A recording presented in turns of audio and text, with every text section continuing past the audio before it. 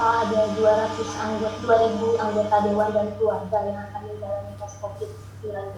Tanggapan Pak Wapres sendiri gimana Pak? Apakah tidak memprioritaskan kepada rakyat dan membutuhkan dan tenaga logistik Pak? Saya kira kalau kebijakan pemerintah melalui BNPB itu memang diarahkan kepada masyarakat.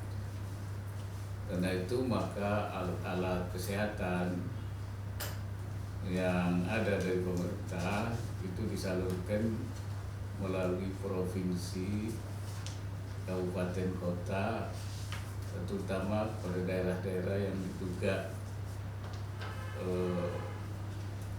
ada potensi terjangkit yang lebih luas. Jadi saya kira kan pemerintah memang arahnya seperti itu kebijakannya. Selamat siang Pak Wapres, Assalamualaikum Pak Umar dan Pak Mas Duki juga. Siska Pak dari Antara Pak, terkait kemarin kan alat tes rapid testnya kan sudah tiba di Indonesia. Kemudian bagaimana prosedur mekanisme pengirimannya ke daerah, mengingat angka pasien terjangkit COVID di daerah juga terus meningkat. Itu yang pertama. Kemudian yang kedua Pak, nanti pelaksanaan tesnya di daerah akan seperti apa? Apakah akan didatangi door to door ke masing-masing masyarakat, atau menggunakan mekanisme masyarakat diminta untuk berkumpul di satu tempat untuk pelaksanaan tesnya? Terima kasih Pak. Pengiriman itu dilakukan oleh BNPB ke provinsi-provinsi. Kemudian distribusinya dilakukan oleh provinsi ke kabupaten kota. Tapi saya berharap supaya kabupaten kota itu tidak hanya menunggu, tapi menjemput bola, proaktif. Sebab kadang-kadang ada daerah yang agak jauh dari provinsi, karena itu supaya distribusinya tidak terlambat. Nah itu perlu menunggu, kalau perlu mendatangi, kemudian membawa sendiri supaya distribusinya lebih cepat sampai ke sasaran. Nah, di dalam bagaimana itu tes-tes dilakukan, saya kira bisa dengan berbagai cara. Ada yang door to door, ada juga disediakan di tempat dengan jumlah terbatas. Yang penting jangan sampai ada kerumunan yang banyak. Oleh karena itu beberapa daerah yang tadinya akan melakukan pengetesan melalui kerumunan yang banyak itu sudah dibatalkan, sehingga dilakukan pengetesan itu di tempat-tempat tertentu dengan jumlah tertentu yang tidak melanggar physical distancing lah, atau social distancing, sehingga kerawanannya bisa dihindari. Saya kira itu. Pertanyaan berikutnya teman-teman, silakan. Selamat siang Pak Wapres, saya Devi dari Komnaskom. Pak ingin bertanya, ini kan PON itu akan segera digelar di Papua bulan Oktober nanti. Nah, karena ada corona ini, bagaimana kelanjutannya? Apakah akan ditunda atau bagaimana? Apalagi di Papua kan juga sudah terkonfirmasi ada corona di sana. Kemudian yang kedua, terkait Papua juga yang memutuskan untuk menutup penerbangan dan pelabuhan juga, bagaimana tanggapan dari pemerintah? Tentang penyelenggaraan PON itu akan terus diamati. Kalau nanti memang corona itu masih belum hilang, artinya masih merupakan ancaman, pasti akhirnya akan ditunda. Olimpiade saja seperti di Jepang itu juga ditunda. Nah, oleh karena itu memang kalau nanti penundaan itu butuh payung hukum. alternatifnya itu apakah melalui perubahan undang-undang atau mungkin yang paling cepat melalui Perpu. Itu akan kita tentu itu yang pilkada Pak. Ya yang akan kita Ini yang PON saja Pak. Ya yang PON. Yang PON. Yang PON ya. Ya, kemungkinan ditunda aja berarti. Kemungkinannya sangat besar untuk ditunda apabila memang situasi ancaman corona ini masih mengancam termasuk di Papua dan di Indonesia. Ya saya kira itu mungkin kebijakan yang sementara saja, ya tidak dalam pengertian lockdown, bukan dalam pengertian lockdown, tapi untuk membatasi saya kira untuk mencegah masuknya, ya masuknya orang-orang yang diduga atau dikhawatirkan akan memberikan penularan corona, untuk menjaga supaya masyarakat di sana tidak bertambah, karena mereka tentu akan fokus menangani mencegah terjadinya yang ada di Papua itu sendiri. Itu saya kira. Oke, lanjut. Assalamualaikum Pak Wapres. Emir Pak dari Indonesia. Pak, soal physical distancing ini Pak, kan pemerintah sudah menganjurkan dari sepekan lalu dan masih ada yang belum mematuhi, terutama dalam hal misalnya perusahaan tuh belum mau mematuhi. Yang saya tahu itu misalnya perbankan masih meminta karyawannya untuk masuk, dan ya di situ kan potensi penularannya cukup besar. Nah, pertanyaannya tuh apakah pemerintah akan memberikan ya entah itu sanksi yang lebih tegas lagi kepada perusahaan agar ya tidak agar tetap membiarkan karyawannya tetap di rumah. Terus gimana ininya kebijakan yang tegasnya supaya perusahaan-perusahaan itu mau mematuhi yang disebut namanya physical distancing atau work from home itu Pak. Terus pertanyaan kedua adalah kita tahu di Indonesia itu jumlah korban yang meninggal karena wabah COVID-19 ini termasuk yang tertinggi di dunia, karena terutama dari konteks persentase, bukan dari jumlah yang kita belum tahu, mudah-mudahan nggak akan bertambah, tapi kenyataannya sekarang jumlahnya yang meninggal persentase lumayan tinggi di dunia. Nah, apakah pemerintah tetap mempertahankan Pak, tidak ingin tidak memperlakukan lockdown, atau mungkin saya mau pakai merujuk ke undang-undang karantina, apakah pemerintah tetap tidak mau mengkarantina situasi dengan situasi yang sekarang ini? Terus kedua, apakah pemerintah daerah itu boleh Pak tidak dibiarkan saja supaya pemerintah daerah melakukan lockdown secara terbatas di wilayahnya, seperti misalnya kan Jakarta ini termasuk yang DKI Jakarta itu termasuk salah satu epicentrum, apakah mereka nggak boleh Pak untuk melakukan lockdown hanya di provinsinya, maksudnya bukan secara nasional? Jika memang tidak boleh itu apa alasannya? Jika sudah menjadi alternatif untuk misalnya karantina yang terbatas, terus langkah apa saja yang mungkin akan dilakukan? Itu aja Pak. Assalamualaikum warahmatullahi wabarakatuh. Ya, langsung. Yang pertama tadi mengenai physical distancing yang tidak diterapkan oleh perusahaan-perusahaan, misalnya ada beberapa pekerjaan yang memang bisa dilakukan di rumah, itu kita menganjurkan supaya kerjaan itu dilakukan di rumah, tidak harus datang.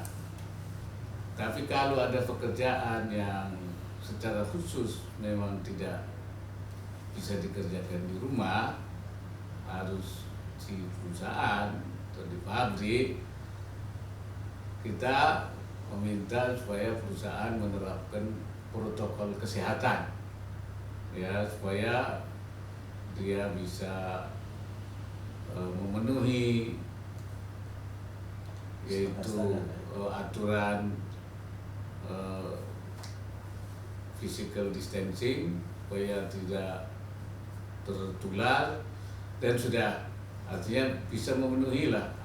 Karena itu masih bisa diberikan dalam jumlah yang tidak banyak tentunya, dalam jumlah tertentu, dalam kerjaan tertentu yang itu memang tidak mungkin dikerjakan di rumah. Saya kira itu hal yang toleransinya sampai seperti itu.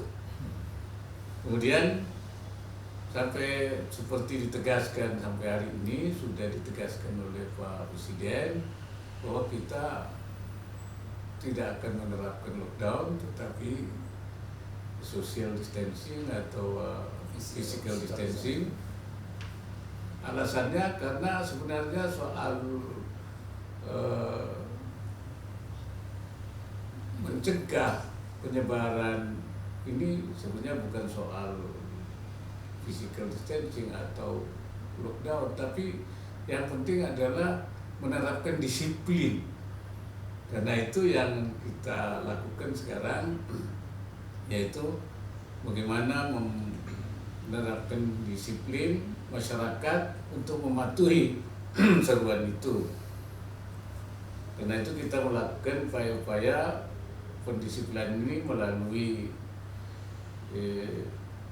pendekatan kesehatan, memberikan edukasi tentang kesehatan, kemudian keamanan juga untuk membubarkan setiap kerumunan yang bisa mengakibatkan itu, dan juga pendekatan keagamaan untuk memahami dari aspek-aspek keagamaan. Oleh karena itu maka perlu dilibatkan semua pihak termasuk tokoh masyarakat, tokoh agama untuk ikut, dan kita sudah minta daerah untuk melakukan langkah-langkah yang lebih intensif. Ini saya kira. Kemudian yang kedua mengenai masih besarnya jumlah persentase yang meninggal, ini pertama tentu dari segi pencegahannya seperti tadi saya katakan. Yang kedua adalah penanganan mereka yang sudah terpapar melalui isolasi. Sekarang kita sudah di pusat sudah ada Wisma Atlet dan juga ada rumah sakit BUMN, Pertamina, Pelni, dan semua itu sudah disiapkan. Di daerah-daerah juga begitu, bahkan juga ada yang menggunakan seperti di Sumatera Selatan misalnya Wisma Atletnya, kemudian juga asrama haji, dan memperbanyak tempat-tempat isolasi sehingga bisa tertangani dengan baik, dan melibatkan Ikatan Dokter Indonesia untuk mengerahkan tenaga medisnya, baik dokter maupun perawat, dan ini sudah mulai kita kembangkan dan juga sudah kita arahkan supaya pemerintah daerah melakukan inisiatif-inisiatif di dalam rangka menangani pasien-pasien yang memang harus diisolasi. Nah, untuk yang di daerah-daerah juga tidak ada lockdown, tetapi mungkin ada yang penerapan disiplinnya lebih ketat. Ada yang lebih ketat karena ancamannya sudah cukup tinggi seperti di Jakarta, maka di Jakarta sudah memberlakukan misalnya sudah tidak belajar dari rumah, sekolah diliburkan, kemudian Jumat juga sholat Jumat ditiadakan di Jakarta ini, kemudian juga membatasi orang bergerak keluar masuk Jakarta. Ini bagian daripada meningkatkan disiplin penerapan physical distancing. Oke, lanjut sekarang. Pertanyaan berikutnya silakan Mas. Selamat siang, Abah. Saya Nadia dari Kumparan.com. Izin Mbak, saya ingin bertanya mengenai skenario pemerintah untuk mengendalikan mudik, karena kan sebentar lagi ini kita akan puasa lalu Lebaran, dan salah satu yang sering dilakukan oleh masyarakat setelah puasa selesai itu kan adalah mudik.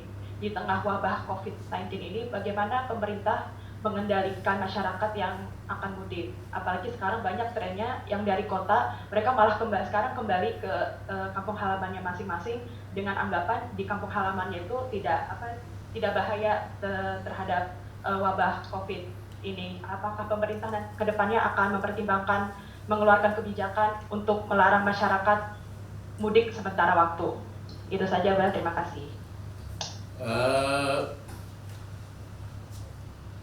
Seharusnya hari ini memang dibicarakan tentang soal kebijakan soal mudik ini dalam sidang kabinet terbatas, tapi karena ibundanya Bapak Presiden wafat, maka ditunda.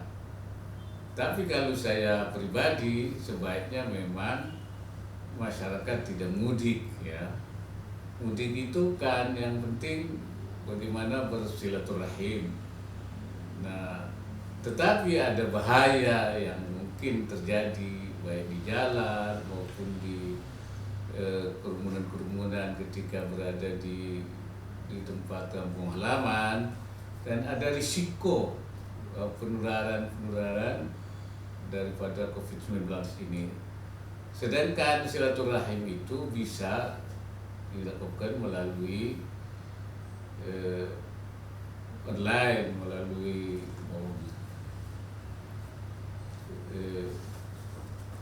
WA misalnya. Bisa kita berkomunikasi untuk menyampaikan lebaran, untuk menyampaikan, karena menurut agama juga begitu. Kalau ada maslahat yang bisa kita dapat, tetapi ada bahaya, ada mafsadah, ada mafasid, maka prinsip yang harus dipakai adalah menolak bahaya itu harus lebih didahulukan daripada mengambil manfaat. Apalagi kalau manfaat silaturahim itu sebenarnya bisa kita lakukan pada waktu yang lain, pada liburan yang lain kalau sudah tidak ada. Oleh karena itu sebenarnya pertimbangan yang rasionalnya, yang logisnya itu sebaiknya memang tidak mudik, melihat bahayanya yang sangat mungkin terjadi. Maslahatnya, manfaatnya masih bisa kita lakukan dengan media, dan bisa kita secara fisik bisa kita lakukan pada waktu yang lain. Tetapi nanti putusannya akan ditetapkan apakah pemerintah akan melarang atau masih bersifat himbauan, dan itu akan kita tentukan nanti dalam sidang rapat terbatas kabinet yang akan datang. Oke. Selanjutnya silakan.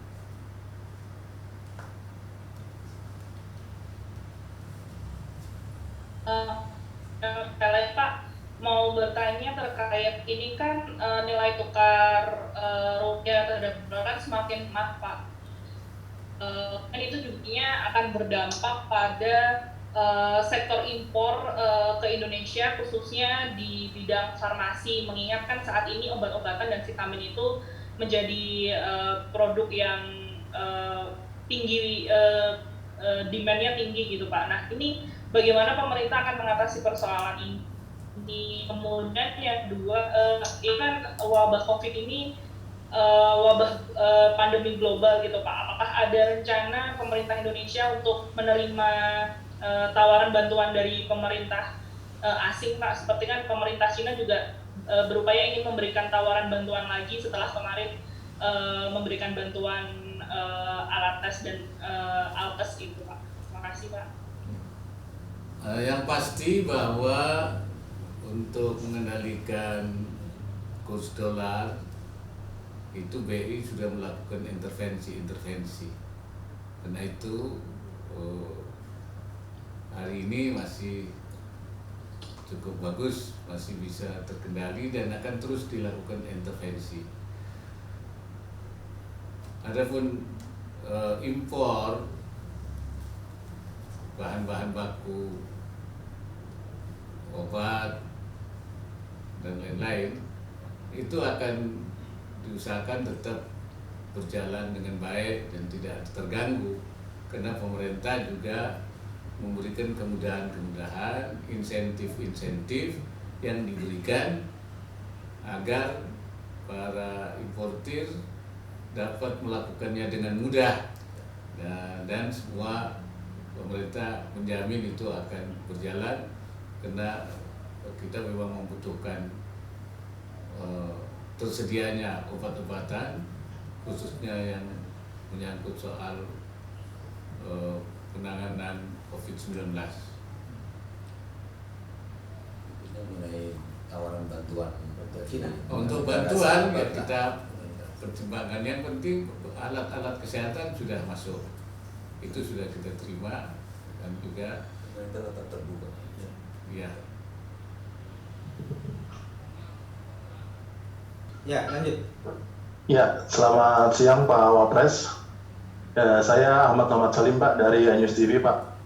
Ini kan Indonesia juga pada tahun ini akan mengadakan pilkada di serentak ya Pak di tahun 2020. Namun dengan adanya wabah COVID-19 ini KPU sudah merumuskan akan untuk ditunda. Tapi seperti apa Pak payung hukumnya, dan apakah akan diganti dengan undang-undang atau akan diganti dengan Perpu Pak? Karena melihat saat ini sudah mencapai bulan Maret dan persiapannya cukup panjang seperti itu Pak. Terima kasih. Assalamualaikum. Ya, saya kira itu sudah betul, KPU sudah menunda proses administrasinya. Pada saatnya kita akan tentukan apakah pilkada ini akan ditunda. Kalau melihat situasinya sangat besar untuk ditunda itu. Nah, mengenai payung hukumnya, apabila perubahan undang-undang itu tidak dimungkinkan, itu bisa dilakukan melalui Perpu saya kira. Tapi itu akan kita tetapkan pada saatnya ketika sudah dipastikan, pertama bahwa pilkada akan diundur, yang kedua tidak mungkin menggunakan perubahan undang-undang, baru kita melakukan bahwa itu dilakukan dengan Perpu. Saya kira itu. Oke, lanjut. Terima kasih Pak. Ya. Yap. Izin Pak, dari Kumparan lagi Pak. Seperti yang kita ketahui, angka positif corona kan semakin hari semakin meningkat. Kemarin saja sudah menyentuh angka 790 orang yang positif. Apakah pemerintah tidak ingin membuka data persebaran pasien, misalnya dia domisilinya di mana, lalu diperkirakan terpaparnya di mana, lalu setelah dia terpapar, adakah kemungkinan dia pergi misalkan naik MRT, KRL atau Transjakarta? Karena kan yang seperti itu sebetulnya penting Pak, agar supaya masyarakat bisa memperkirakan apakah mereka itu pernah melakukan kontak secara langsung ataupun tidak langsung dengan para pasien positif corona ini Pak. Itu saja Pak, terima kasih. Saya kira pemerintah sudah melakukan itu ya, bagi seperti contohnya misalnya kasus yang menyangkut Bupati Karawang, ya, yang kemudian beliau terkena corona, itu ditelusuri beliau pernah bertemu di mana, di Kongres IPMI, dan di situ ada siapa, ternyata misalnya Wali Kota Bandung itu, kemudian Wali Kota Bandung itu juga terkena. Nah, siapa yang bertemu itu ditelusuri. Ya, siapa-siapanya. Begitu juga di tempat lain, kalau ada yang sudah terkena corona, pasti dia berhubungan dengan siapa, ketemu siapa, di daerah mana, itu dilakukan tracing ya. Saya kira itu sudah dilakukan. Dan memang untuk mengumumkan itu saya kira sudah diumumkan melalui juru bicara, dan detailnya juga saya kira sudah ada di mana yang terkena itu, dan mengenai siapa yang berhubungan itu sedang dilakukan tracing oleh petugas-petugas di daerah. Oke. Assalamualaikum Pak Wapres, saya Eno dari Pro 3 RRI. Pak Wapres, per hari ini di data dari Kementerian Luar Negeri disebutkan ada 85 WNI yang positif COVID di sejumlah negara, di mana di Singapura yang terbanyak yaitu sekitar 25. Bagaimana pemerintah menghandle masyarakatnya yang terkena wabah COVID di luar negeri ini? Terlebih untuk Singapura sendiri, pemerintah setempat menyatakan bahwa pemerintah Singapura tidak akan menanggung biaya perawatan. Itu artinya secara otomatis biaya perawatan diserahkan kepada negara masing-masing dari pasien yang berasal dari luar negeri tersebut. Kedua, Pak Wapres, imbauan buat warga negara Indonesia yang masih melakukan traveling ke luar negeri saat ini, padahal pemerintah melalui Kementerian Luar Negeri juga sudah mengumumkan bahwa pembatasan kunjungan dari 10 negara itu sudah diberlakukan per 20 Maret kemarin. Terima kasih. Ya, saya kira seperti biasa kita menempuh cara, kalau yang terpapar itu di luar negeri, kita sesuai dengan protokol WHO itu harus diobati atau diisolasi di negara di mana warga negara kita itu berada. Tetapi kalau misalnya negara itu meminta untuk mereka kembali, maka kita sudah pernah melakukan warga negara kita yang terkena COVID-19 di luar negeri, ya kita kembalikan, kita jemput, kemudian kita isolasi, kita karantina di tempat yang sudah tersedia. Saya kira itu sudah protokol kita menggunakan cara-cara seperti itu. Menteri Luar Negeri saya kira sudah meminta supaya warga negara Indonesia tidak lagi untuk sementara ini pergi berkunjung ke luar negeri, ya.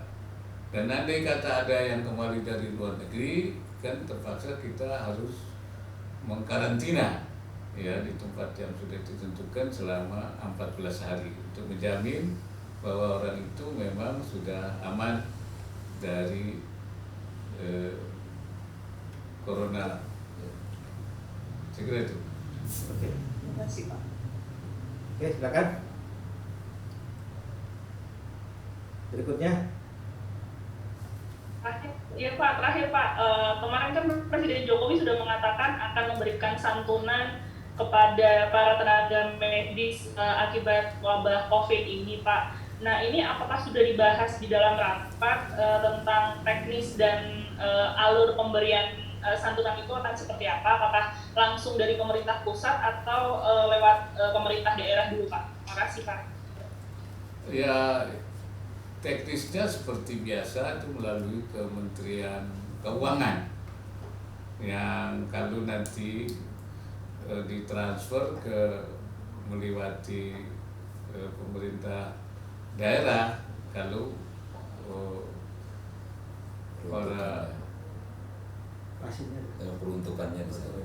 peruntukannya itu jadi ke daerah. Jadi itu sudah, saya kira sudah mempunyai cara-cara yang sudah bagus sesuai dengan prosedur yang ada.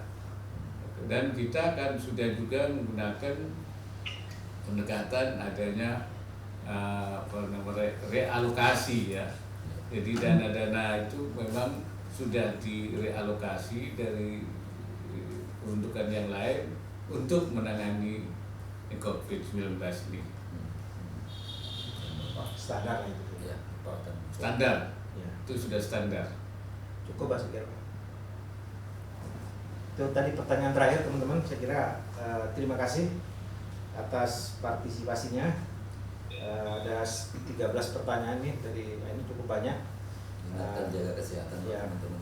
Ya, kata Pak Umar, tolong teman-teman wartawan pada menjaga kesehatan, physical distancing harus terus kita jaga, vitamin untuk kebugaran harus kita pasok terus tiap hari agar stamina kita tetap sehat walaupun kondisi secara nasional ya masih memprihatinkan buat kita semua.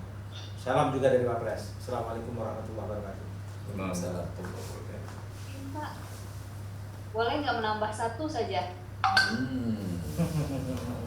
Salam ya. Kompas. Oh, Apa ya. mau nanya soal apa? Saya Dina Kompas Pak, soal mudik. Tadi Pak Wapres sudah menjelaskan mengenai mudik pada saat Lebaran. Masalahnya sekarang ini warga sudah mulai banyak yang mudik karena mereka merasa di kota sudah tidak bisa kerja, sudah tidak mendapatkan pendapatan. Jadi sebagian mereka sudah mulai ke daerah. Akibatnya penyebaran kan sudah mulai ke daerah-daerah Pak, dan seperti di Lombok saja pasien yang positif 2 orang misalnya itu karena mereka baru kembali dari Jakarta. Nah, apa yang bisa dilakukan pemerintah? Apakah bisa berkoordinasi dengan pemerintah daerah untuk misalnya membatasi arus mudik, atau apakah ada imbauan tertentu untuk warga supaya tidak mudik dulu, atau apa yang kira-kira akan dilakukan Pak? Ya, yang pasti untuk himbauan sudah kita lakukan ya, supaya mereka tidak mudik ya. Tapi bagi mereka yang sudah mudik, ini di beberapa daerah seperti Jawa Tengah itu kan sudah melakukan pengawasan yang ketat, bahkan menunggu di perbatasan daerah-daerah untuk memeriksakan mereka yang mudik itu apakah dia bebas corona apa tidak, dan itu sudah dilakukan oleh Jawa Tengah. Karena itu saya juga minta kepada daerah-daerah untuk melakukan hal yang sama untuk mencegah ya penyebaran itu. Dan kalau mereka yang sudah kembali ke tempatnya masing-masing atau ke udiknya masing-masing, itu juga supaya kembali ditelusuri ya, apakah mereka itu bebas corona apa tidak, untuk menghindari terjadinya penyebaran ke daerah-daerah. Memang ini ada pekerjaan tambahan Pemda ya, Pemda. Jadi Pemda ini juga punya tugas baru, yaitu meneliti mereka yang mudik, jangan sampai membawa virus wabah corona ke daerah masing-masing. Tetap caranya tetap jangan mudik. Ya, sebab itu lebih maslahat, lebih baik. Itu dari tadi memang saya menghimbau untuk tidak mudik. Jadi kalau ada yang sudah terlanjur, maka mohon kepada pemerintah untuk mengamati itu, mengawasi itu, supaya jangan sampai si pemudik ini membawa corona menyebarkan corona ke daerah.